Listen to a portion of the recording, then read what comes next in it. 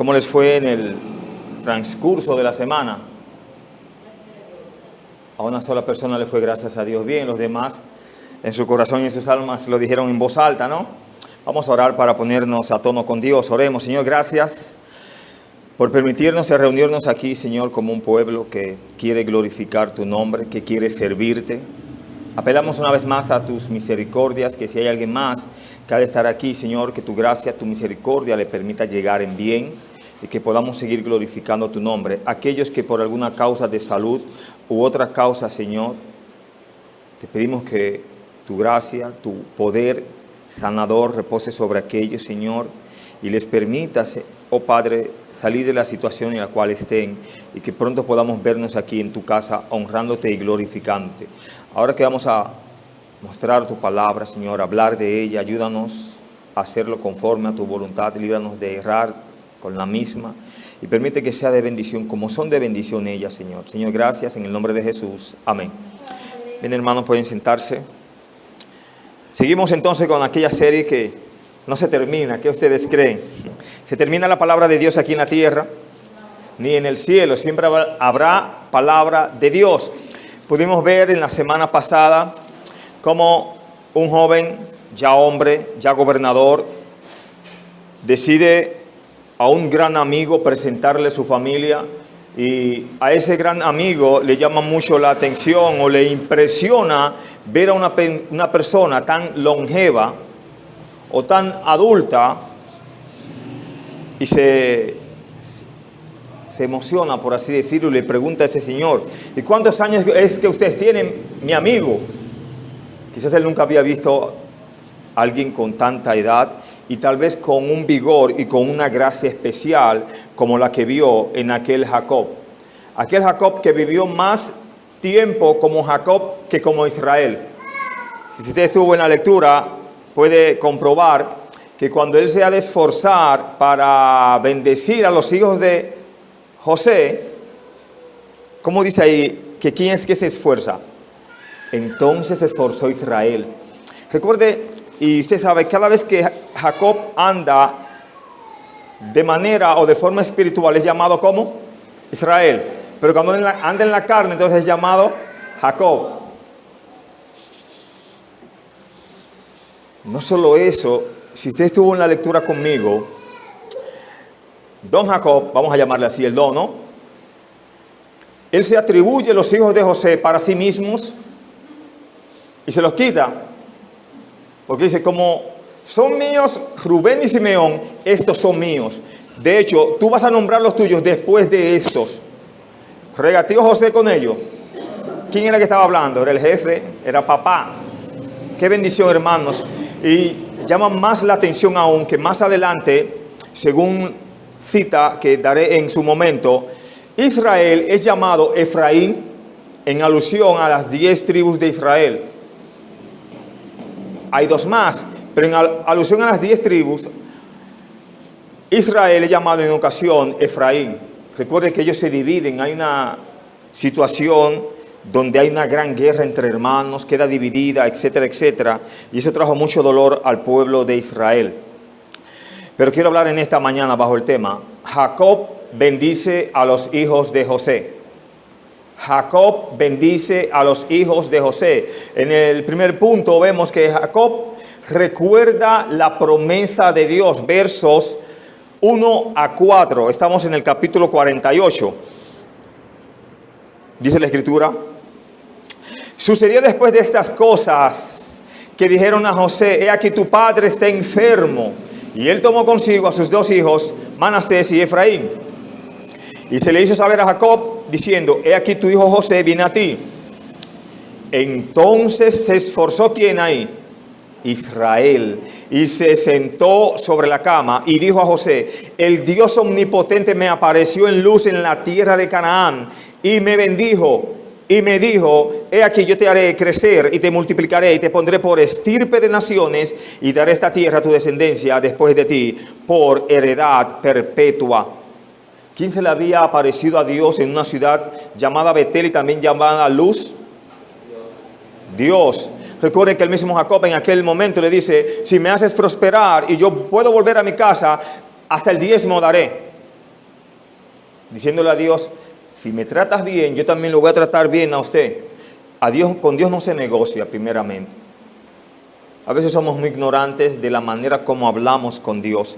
Pero igual Dios no bendijo a Jacob en su transitar y con aquella familia que eran muy honestos, ellos no hacían trampa, no se engañaban uno con otro. Un tal Labán bebió de su propia medicina Jacob allí, con aquella familia.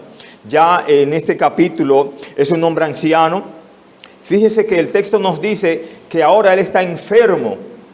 Pero cuando él pidió que sus 2 hijos vinieran a él para bendecirlos, ¿estaba enfermo? No estaba enfermo.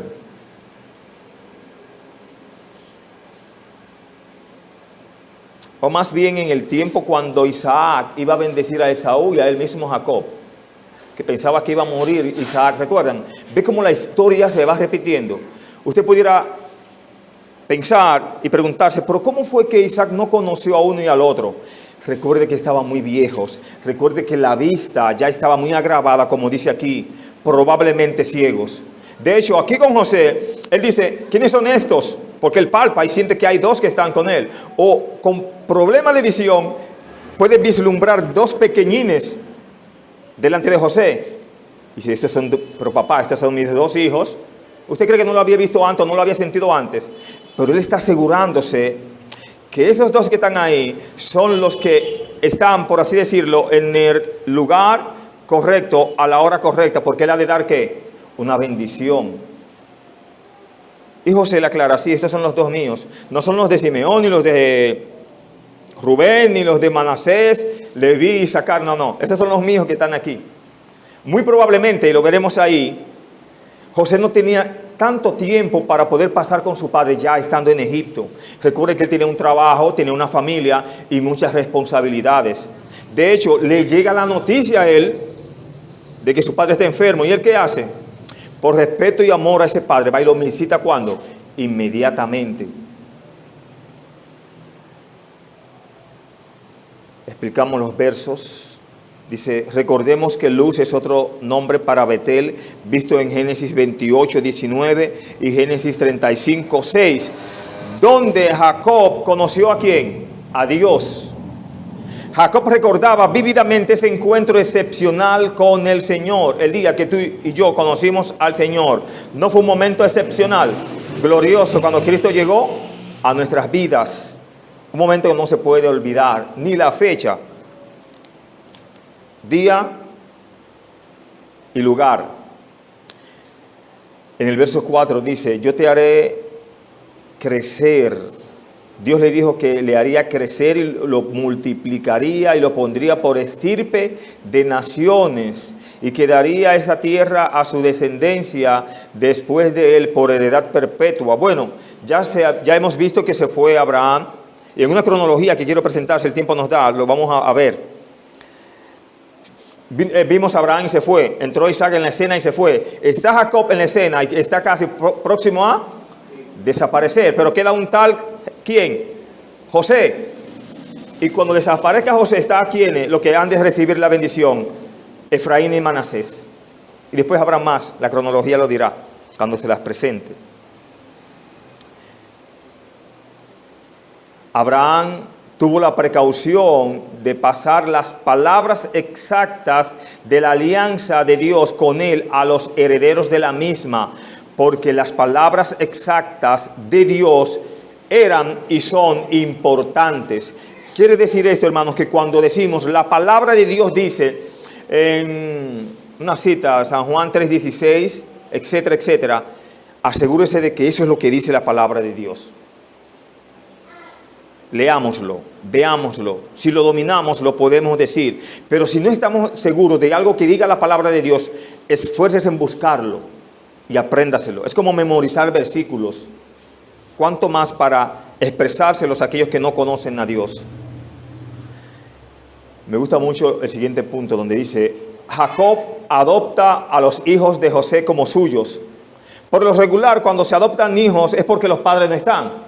Pero ahí está José con sus 2 hijos y sabemos que la madre también vivía. Pero independientemente de eso, Jacob tenía, por así decirlo, tanto poder sobre José, especialmente por él, que hasta a sus hijos le quita. Dice, ¿cómo es eso? Bueno, leamos los versos 5 y verso 6, donde dice: y ahora tus dos hijos, Efraín y Manasés, que te nacieron en la tierra de Egipto, antes que viniese a la tierra de Egipto, míos son. Como Rubén y Simeón serán míos. Está hablando en tiempo presente ahí.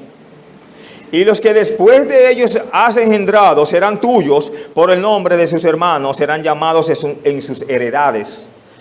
¿Qué le quiere decir Jacob con esto?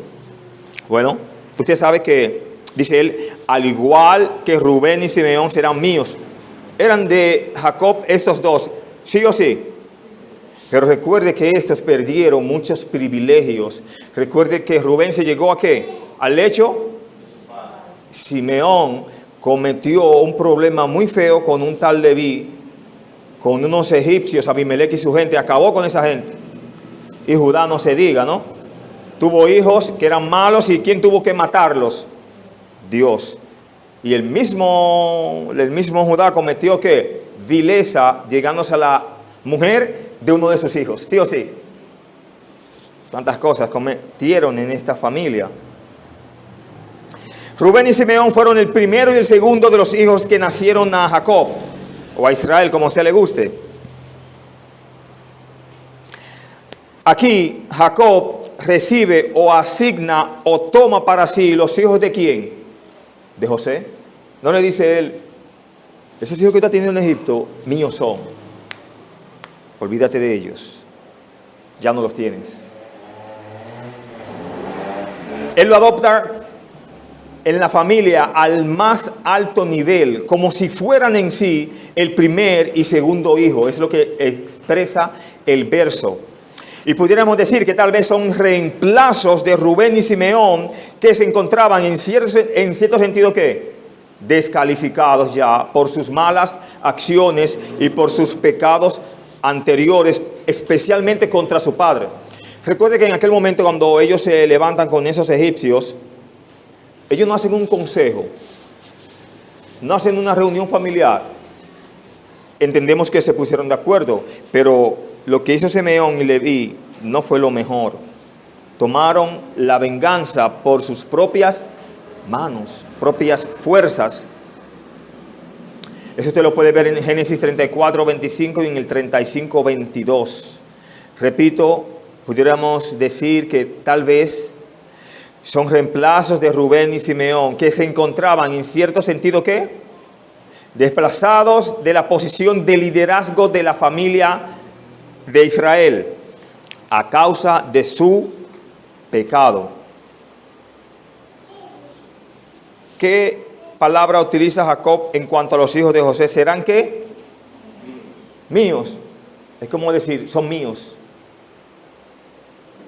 Quiere decir que al adoptar Jacob a Manasés y Efraín, se explica la razón por la que hay 12 tribus que a menudo figuran de forma diferente. A causa de esta adopción, en realidad, hay 13 hijos de Israel. Nacieron 12, pero José se dividió en 2 tribus. Así que a medida que se enumeran las tribus a través del Antiguo Testamento, se pueden organizar de manera diferente y aún permanecen 12 tribus. Mire, es como si cuando, y lo veremos más adelante, cuando Dios le da la bendición a los demás hijos, como que cuando llega donde José no aparece José en sí, sino que los 2 hijos de José toman la bendición que a él les toca. Bueno, lo dice ahí. Hay más de 20 formas diferentes de enumerar las tribus en el Antiguo Testamento. Usted se ha encontrado en la Biblia con el número 12 varias veces, ¿sí o sí? No, le voy a recordar cuántas veces aparece el número 12 en la Biblia. Tome apunte si lo lleva, si no, grabe en su memoria. El primer 12 en la Biblia. Y cabe destacar que el número 12 a menudo se asocia con el gobierno o la administración ante los ojos de Dios. Primero, no hay 12 tribus ahí en el Antiguo Testamento. Segundo, 12 apóstoles, no lo hay. 12 príncipes de Ismael. 12 pilares era el altar de Moisés. Había 12 piedras en el pectoral del sumo sacerdote. 12 tortas de pan de la proposición. 12 bandejas de plata. 12 copas de plata. Y las 12 cacerolas de oro para el servicio del tabernáculo. ¿Cuántos espías fueron enviados en el tiempo de Moisés a checar la tierra? Ok. 12 piedras conmemorativas, 12 gobernadores bajo Salomón, 12 piedras en el altar de un profeta que fue llamado varón de Dios. 12 en cada grupo de hombres de Éfeso aparecen allí llenos del Espíritu Santo. Pocos 12 hay en la Biblia y no se terminan. Sigue siendo aquí 12,000 de las 12 tribus de los sellados allí en Apocalipsis, ¿sí o sí? Los que surgen de la gran tribulación. Hay una pregunta allí, ¿de dónde son estos, Señor? Le pregunta el apóstol Juan, y la respuesta está ahí. La Nueva Jerusalén tiene 12 bases, cada una con los nombres de quienes, de los 12 apóstoles. Hay una anchura, hay una longitud que habla de 12,000 estadios, y por último, el árbol de la vida en el cielo, ¿cuántos frutos tendrá? 12, tiene 12 frutos. Recuerde que el número 12 es el número especial de Dios, o es un número especial de Dios. Recuerde que el número 7, ¿qué significa? Perfección. También aparece el número 6 también, ¿no? Y hay muchos números más. Está el número 3 también. Con esto quiero pasar al siguiente punto donde vemos, Jacob concluye su testimonio considerando la proximidad de su muerte. Ahí se le cumple la palabra que él dijo a aquel gran faraón, que él era un peregrino en esta tierra. Su peregrinar había llegado próximo a cumplirse. Verso 7 dice, porque cuando yo venía de Padán Aram, se me murió Raquel en la tierra de Canaán, en el camino, como media legua de tierra, viniendo a Éfrata, y la sepulté allí en el camino de Éfrata, que es Belén. ¿Qué está mencionando aquí Jacob? Un desastre que le pasó a su vida, como él solía decir. Mire que cuando muere Lea, él ni menciona eso, ¿eh? Cuánto amaba a esta mujer. Y se menciona tan poco en la vida de estos hombres. Verso 7, aquí estamos. ¿Qué es lo que dice Jacob acerca de Raquel que se lee? Se me murió la mujer. Él tal vez quería pasar un rato con ella en Canaán, pero no pudo cumplir su deseo. Dios quiso que la madre de Judá, Dios quiso que la madre de Benjamín, la madre de José, muriese ¿dónde? Y el Salvador, ¿de dónde viene? ¿De cuál tribu? ¿Y de qué lugar?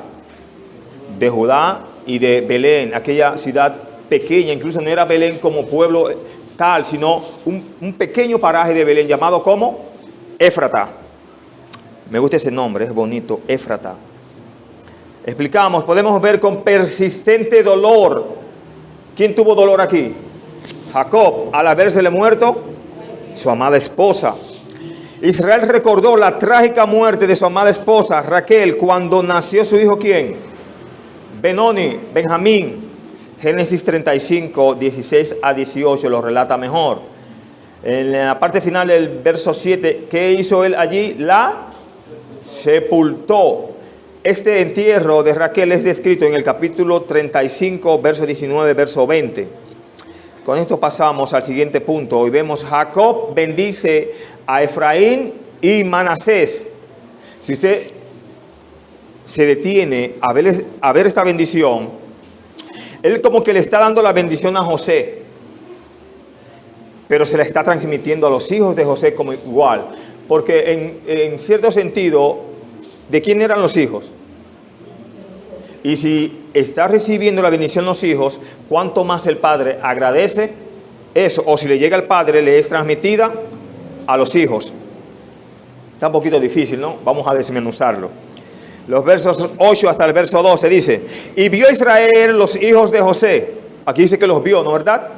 Y dijo, ¿quiénes son estos? Él está mirando y está preguntando al mismo tiempo. Y respondió José a su padre, son mis hijos que Dios me ha dado aquí. Y él dijo, acércalos ahora a mí y los bendeciré. Y los ojos de Israel estaban como tan agravados por la vejez que no podía ver. Por eso asumimos que estaba ciego, o su vista estaba muy débil. Les hizo pues acercarse a él y les besó y les abrazó. Y dijo Israel a José: no pensaba yo ver tu rostro, y he aquí Dios me ha hecho ver también a tu descendencia. Entonces José lo sacó de entre sus rodillas y se inclinó a tierra. Explicamos aquí. José les responde: son mis hijos los que Dios me ha dado aquí. ¿En qué lugar habían nacido esos muchachos? En Egipto. Como dice José, Dios me lo ha dado aquí. Recordemos que los nombres de los hijos de José, ¿cuáles son? Manasés, el primogénito, y Efraín, el más joven. ¿Tienen significados esos muchachos, sí o sí? El mismo José, al nacer estos, nos lo dijo en el capítulo 41, versos 51 y verso 52. Retrocedamos un poco, a ver. Capítulo 41, verso 51, verso 52, ¿qué dice aquí? Y llamó José el nombre del primogénito, ¿cómo? Porque dijo: Dios me hizo olvidar todo mi trabajo y toda la casa de mi padre. Entonces, ¿cuál es el significado de Manasés según el verso? Olvido. En el verso 52, y llamó el nombre del segundo Efraín, porque dijo: Dios me hizo fructificar en la tierra de mi aflicción. Entonces, el significado del segundo, ¿cuál es? Fructificación. Dios le dio bendición allí y cerró la aflicción en la cual él había estado muchos años atrás. El texto nos dice en el verso 12 que se inclinó a tierra. Entonces José lo sacó de entre sus rodillas y se inclinó a tierra, una reverencia ante su padre, para escuchar tal vez la bendición que sus dos hijos iban a recibir. José vivió su vida como un alto funcionario de Egipto durante muchos años. Podemos decir que no hubo mucho contacto con su padre durante este tiempo. Sin embargo, no había disminuido el respeto que tenía hacia su padre. José entendía que delante de su padre él siempre sería un pequeño, siempre lo respetaría. Recuerde que cuando José es hecho gobernador, ¿qué es lo que hace todo el pueblo cuando él pasa? Cuando él es mostrado como nuevo gobernador, se inclinan ante José, hacen reverencia ante él. Eso mismo hace José ante su padre. Se inclina y guarda reverencia. Pero veamos aquí una acción que no le gustó mucho a José, aunque igual había bendición de por medio. En este punto vemos, Jacob pone su mano favorecida sobre el segundo hijo a pesar de los esfuerzos de José. Verso 13, verso 14. Y los tomó José a ambos, a Efraín y a su derecha, a la izquierda de Israel, y Manasés a su izquierda, a la derecha de Israel, y los acercó a él. Entonces Israel extendió su mano derecha y la puso sobre la cabeza de Efraín, que era ¿quién? El menor, y su mano izquierda sobre la cabeza de Manasés, colocando así sus manos adrede, aunque Manasés era el primogénito. Asumimos que vía el Espíritu Santo, Jacob entendió que aunque Manasés era el primogénito y bajo los códigos morales o la costumbre, el mayor era quien debía de ser ¿quién? Bendecido, el primogénito. Pero él entendió vía el Espíritu Santo que no se cumpliría eso ahí, sino que el menor era quien iba a ser ¿quién? El primogénito. Y hay una enseñanza: no porque uno nazca primero, realmente debe de ser el primogénito. De hecho, aquí se ve. Es como Dios es quien dicta quién es uno y quién es el otro.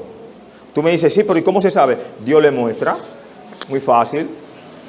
Vamos a llegar ahí, pero en el caso de David, ¿él era el mayor o el menor de sus hermanos? Vamos a demostrar bíblicamente que siendo él el menor, él fue el primogénito. De hecho, él fue rey, recibió la mayor de las bendiciones, y ninguno de los demás fueron reyes. Pero la Biblia lo dice en un salmo que le voy a decir en su momento. Me lo recuerdan si lo olvido.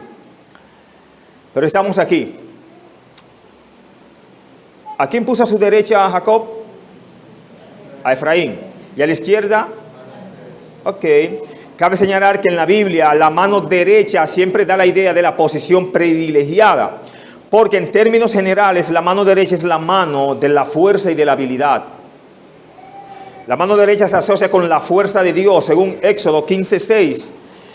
La mano derecha se asocia con la ayuda. Por eso Jesús se describe sentado hacia donde, con Dios en los cielos, a la diestra del Padre, de Dios. Marcos 14:62. Seguimos. El texto en el verso 14 nos dice que colocando así sus manos, como decimos nosotros, a propósitos. En este caso Jacob la puso adrede. Israel sabía exactamente lo que pretendía hacer. Él escogió deliberadamente al segundo hijo para recibir una bendición mayor que el primogénito.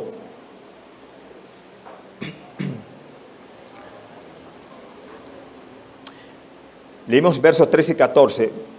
Pasamos inmediatamente al verso 15, verso 16. Y vemos aquí la bendición de Jacob sobre Efraín y Manasés. Y bendijo a José diciendo, el Dios en cuya presencia anduvieron mis padres, Abraham e Isaac, el Dios que me mantiene desde que soy hasta este día. Terminó ahí el verso 15. Lo explicamos inmediatamente. Aquí Israel otorgó la bendición con profunda conciencia del pacto que vino de la promesa de Dios a su abuelo Abraham y su padre Isaac. Dice el verso, y bendijo a José. Él en sí, ¿a quién iba a bendecir? No eran los hijos de José. Pero el texto me dice, y bendijo a José. Eso se explica, ¿no? Lo prometimos. Israel les dio la misma bendición a sus dos hijos, pero el hijo de la mano derecha recibió una mayor proporción de la bendición. No fue que uno se quedó sin la bendición, sino que en grado y en proporción uno tocaría ¿qué? Más. Eso viene como, a ver si no me enredo, ¿no? Desde Abraham, cuando primero él tuvo a Ismael, y Dios no le dio muchísimo a Ismael, 12 tribus, pero el otro que era de la promesa, no tocó más. O en el caso de Abraham, ¿no? ¿Verdad? Tiene a Isaac y tiene a Ismael, pero Israel es primero, ¿no? Ismael. Y no fueron bendecidos ambos. ¿Y quién tocó más, de Ismael a Isaac? Ok, esa es la idea, ¿no? Y en el mismo caso del mismo Jacob y Esaú, no tuvo muchísimo Esaú también. Dios le dio muchísimo. Pero ¿quién tuvo más de Esaú y Jacob? El más pequeño iba a ser más grande en proporción, en bendición. Nuestro texto nos dice que Jacob bendijo a José. Y percibimos que lo bendijo a través de bendecir a sus hijos. Lo que nos lleva a la siguiente observación. No podríamos elegir un favor más selecto sobre nosotros que ver a nuestros hijos favorecidos ¿por quién? Por Dios, por el Señor. José fue doblemente bendecido viendo a Efraín y a Manasés ¿qué? Recibiendo la bendición. Eso no es lo que está haciendo Jacob. Esto se cumplió en la historia de Israel. Ambas tribus fueron bendecidas, pero Efraín fue mayor como tribu, hasta el punto en el que el nombre de Efraín se utiliza para referirse a toda la nación del norte de Israel. Ejemplos en Isaías 7:8, 7:17 y 11:13. Me gusta la expresión que dice, el Dios que me mantiene desde que yo soy hasta este día. Se ve a un Jacob hablando muy correctamente. Ya no un Jacob que dice, contra mí han sido todos estos males. Él sabe que su esposa iba a morir algún día sí o sí. Y hasta de eso prácticamente hace reseña. Aquí el testimonio de Jacob era un testimonio de la gracia, no de mérito personal. Él no estaba diciendo lo fiel que él había sido a Dios, sino cuán fiel había sido Dios con él. Recuerde que él mismo había asumido que sus días habían sido todos muy buenos en la tierra. Fue así que le contestó a Faraón. Buenos y malos han sido los días de tu siervo. Aquí la frase, el Dios que me mantiene, es literalmente el Dios que me ha pastoreado. Él entendió que él no podía ni debía vivir a su manera, engañando y haciendo cuantas cosas él quería. Él entendió que había un pastor que lo vigilaba y tenía bendiciones grandes para que él no tuviera que esforzarse de una manera errada, de una manera incorrecta. Esta es la primera mención en la Biblia de Dios como un pastor de su pueblo. Una nota dice aquí, la voz del viejo hombre vaciló cuando dijo, el Dios que me mantiene. La traducción sería mejor si dijera, el Dios que me apacentó durante mi larga vida. No lo apacentó Dios por muchísimo tiempo. Y lo bendijo cuando salió sin nada de su familia rica. Los versos 17 hasta el verso 20 vemos aquí, Jacob responde a la objeción de José sobre el orden de la bendición. 17 a 20. Pero viendo José que su padre ponía la mano derecha sobre la cabeza de Efraín, le causó que esto, gracia, disgusto, y asió la mano de su padre para cambiarla de la cabeza de Efraín a la cabeza de Manasés. Y dijo José a su padre, no así, padre mío, porque este es el primogénito. Pon tu mano derecha sobre su cabeza. Mas su padre no quiso y dijo, lo sé, hijo mío, lo sé. También él vendrá a ser un pueblo y será también engrandecido. Pero su hermano menor será más grande que él. Y su descendencia formará multitud de naciones.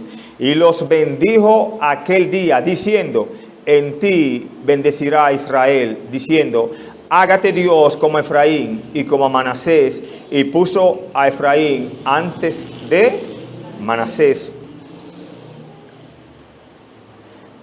Esto también es de mencionar cuando Isaac estaba bendiciendo o pidió que viniese Esaú para la bendición.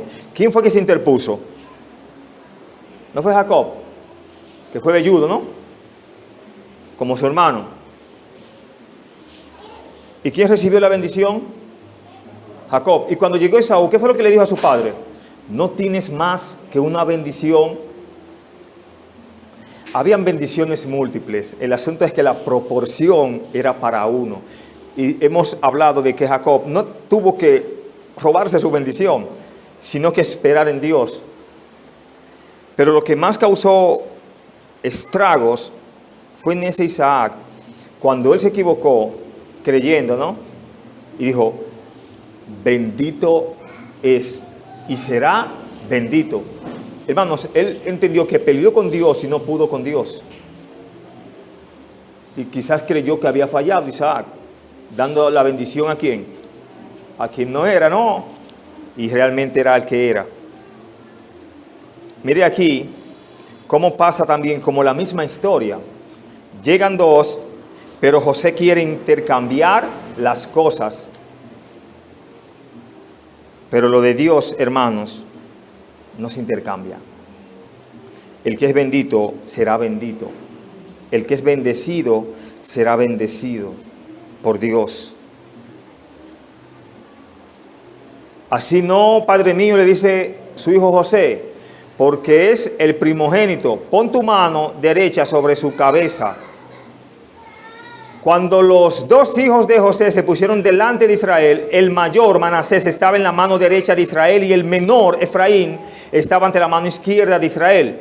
José los colocó así. Como ya él sabía los códigos, la norma, él se lo puso fácil a su padre. Es como si el que tuviera que estar aquí, estaba aquí y viceversa. Entonces el padre tiene que esforzarse y hacer como un cruce, porque si no lo hubiera agarrado así.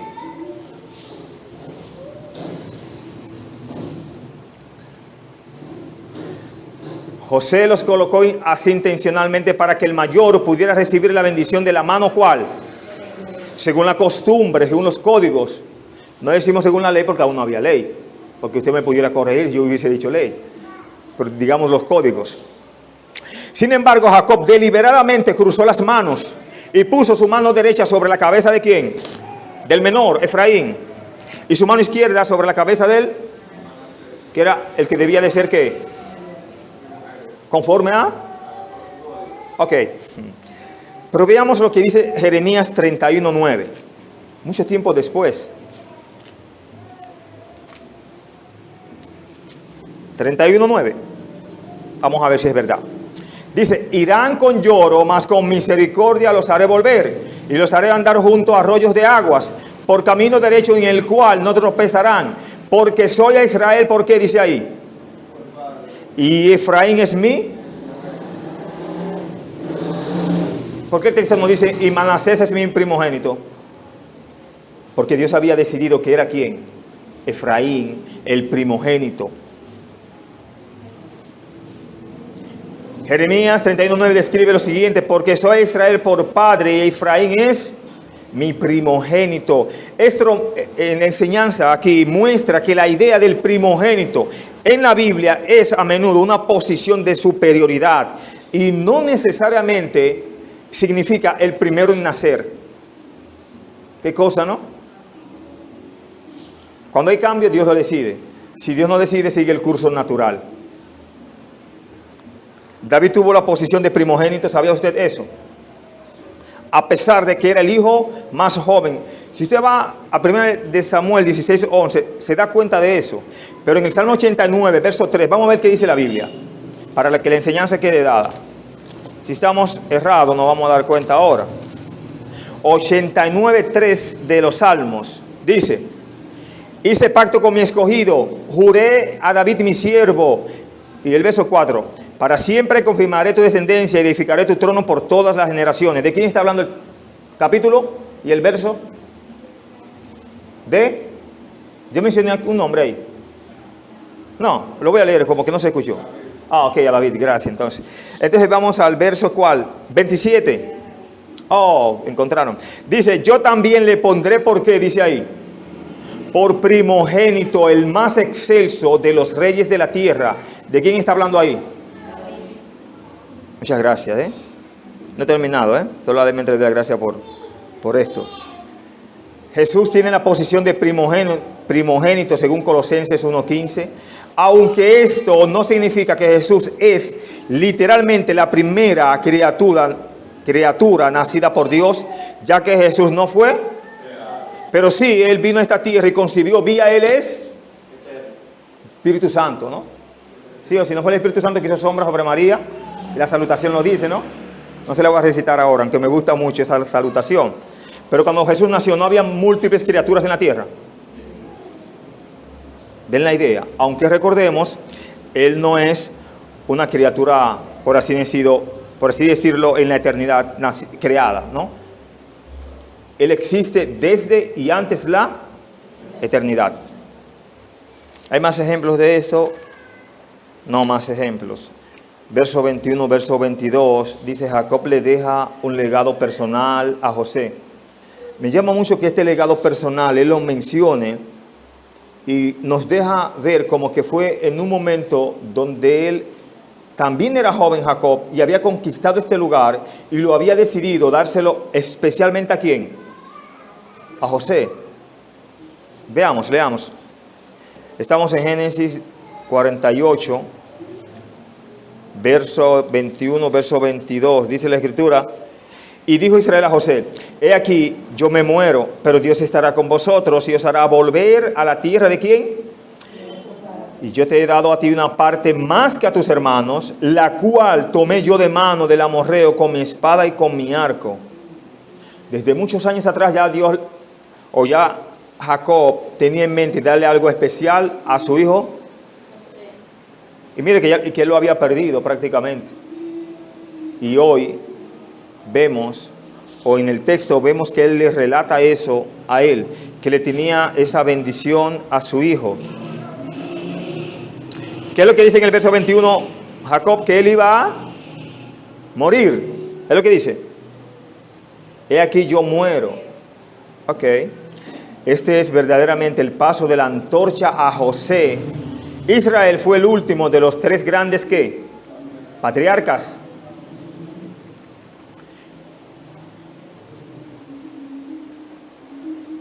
En ese sentido podemos ver, cuando Abraham muere, ¿quién le sucede? Cuando Isaac muere, ¿quién le sucede? Ya Jacob está próximo a morir. ¿Y le sucede quién? Ok. En el capítulo 50 veremos que José muere. ¿Quiénes le suceden a José? Y Manasés también, sus dos hijos. Quiere decir que el Señor nunca le faltará siervos para llevar su palabra hacia los incrédulos. ¿Está mirando la idea? Solo roguemos a Dios que levante más ministros, más predicadores fieles de día y de noche para que su evangelio alumbre y liberte a todos los cautivos por el maligno. Aunque Dios va a seguir el ritmo de la sucesión apostólica, recuerde que cuando Esteban estaba muriendo, ¿quién estaba cerca según el texto? ¿Qué me dice? Estaba Saulo, luego convertido en... Quiere decir, hermanos, que Dios hasta los contrarios lo hace adeptos a su obra para que le sirvan. Cristo fue crucificado. ¿Quiénes le siguieron? Los apóstoles. Murieron los apóstoles y hay un gran reino que le sirve, que es la iglesia. Recuerde que las puertas del Hades no prevalecerán contra la... Y mire, quisieron cerrar las iglesias hace un tiempo. Quisieron cerrar la libertad de culto hace un tiempo. Ya por decreto todo eso se quitó. Y el evangelio sigue firme, hermanos. Es lo único, hermanos, que no tiene tropezadero, que no tiene caída. Podremos caer tú y yo, pero la palabra de Dios estará firme siempre. Y si caemos tú y yo, Dios nos levanta a través de su poder y su palabra. Creo que llegó la idea, ¿no?, de lo que quise dejarle ver con la cronología de los patriarcas y demás. Verso 22 nos dice: y yo te he dado una parte más que a tus hermanos. Aquí Jacob se refiere a que José es padre de 2 tribus, mientras que cada uno de sus hermanos solamente es padre de ¿cuántas? De una. Dice que la tomó de mano de ¿quién? De los amorreos. Al parecer, cuando aún estaba en Canaán, Jacob luchó por el control de una porción de la tierra de los amorreos y traspasó el terreno a José y sus descendientes. Los descendientes de José tomarían esa tierra. ¿Cuántos años después? 400 años después. Recuerde que ellos se asientan en Gosén, más de 400 años. Después que el yugo no lo aguantan, claman a Dios y Dios los liberta, los saca de allí.